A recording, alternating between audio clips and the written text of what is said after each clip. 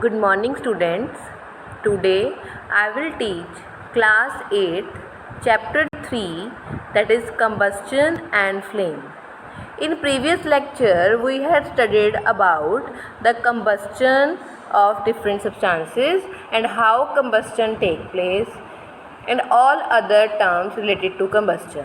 In today's lecture I will discuss about the types of combustion. Here, in type of combustion, we have three types of combustion, that is rapid combustion, spontaneous combustion and explosion. So, here you can see number one, that is rapid combustion. The combustion in which a substance burns rapidly and produces heat and light is called combustion, that is rapid combustion.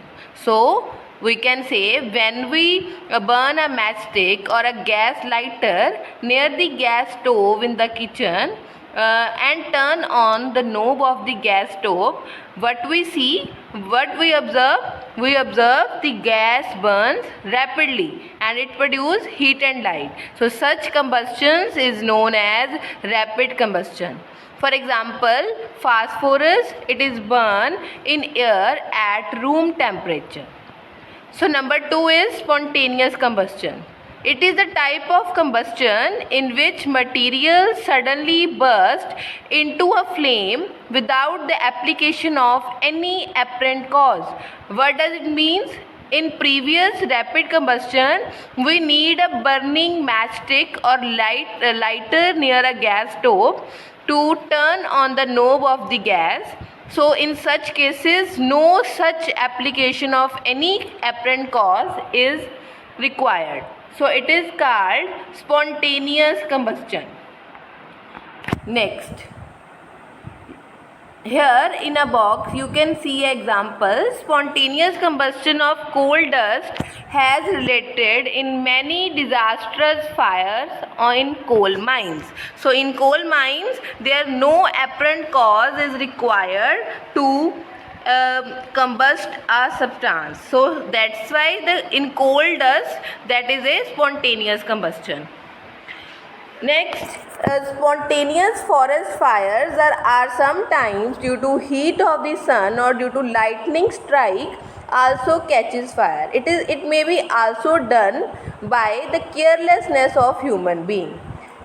As when we go out to the forest, we have to completely extinguish the campfire before leaving a forest, which may help to control the spontaneous forest fires.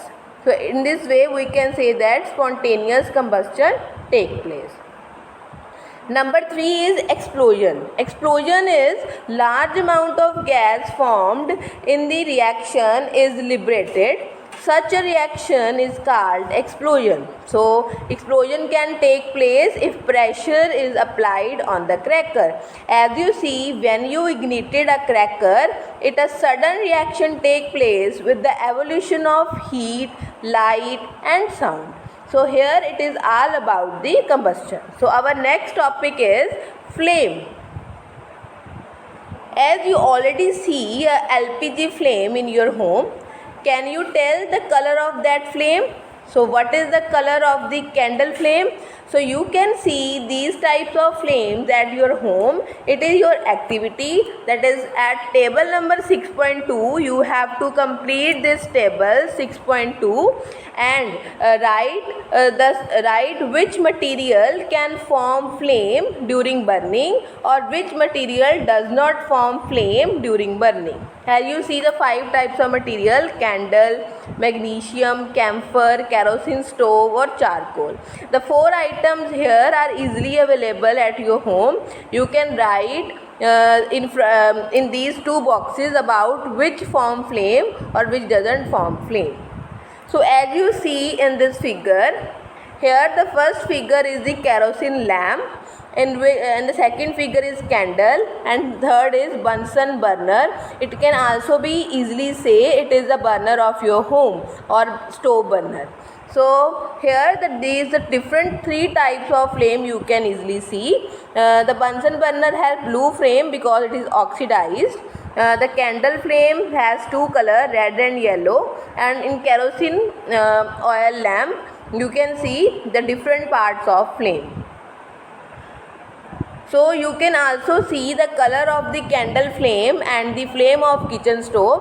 So as the flame of the kitchen stove is blue in color and the candle flame has yellow or red color in flame.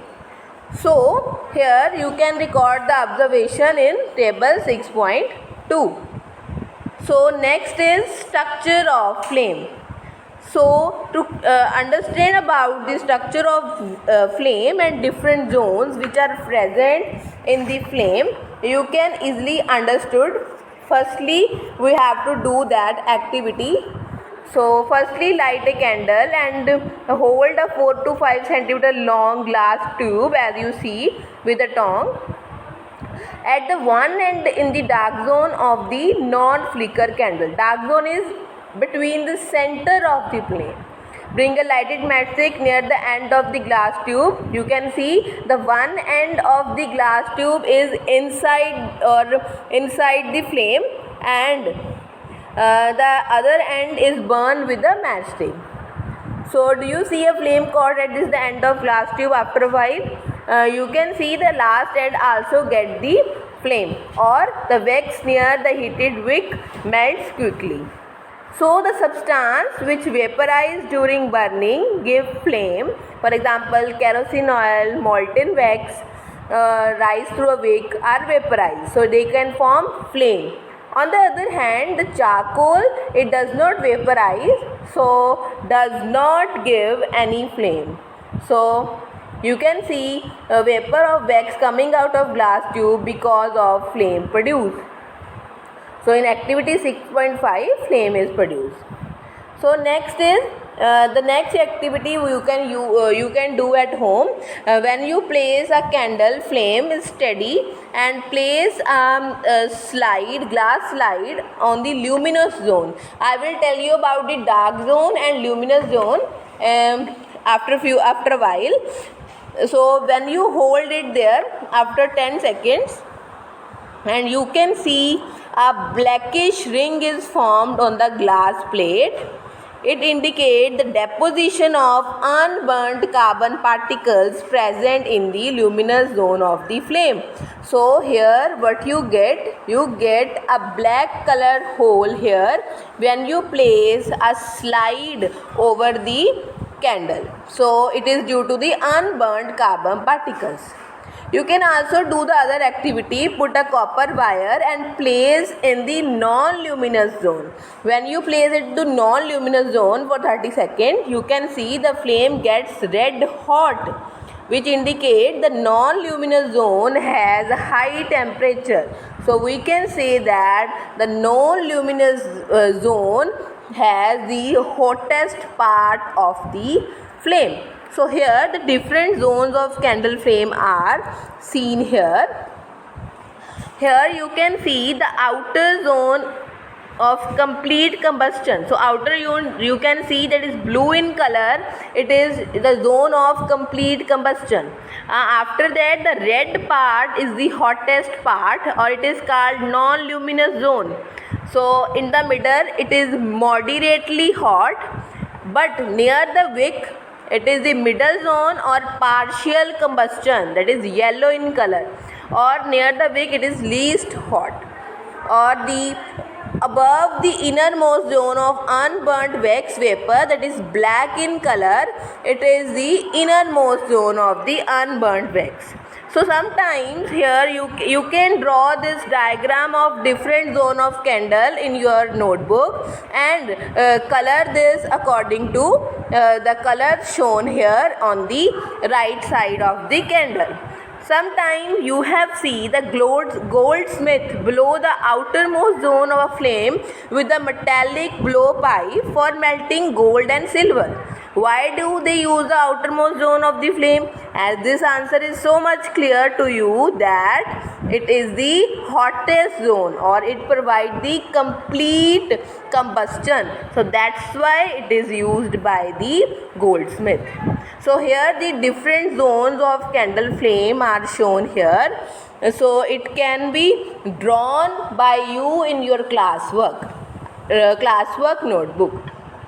I will attach the PDF file along with this video. You can write the work in classwork as well as homework notebook.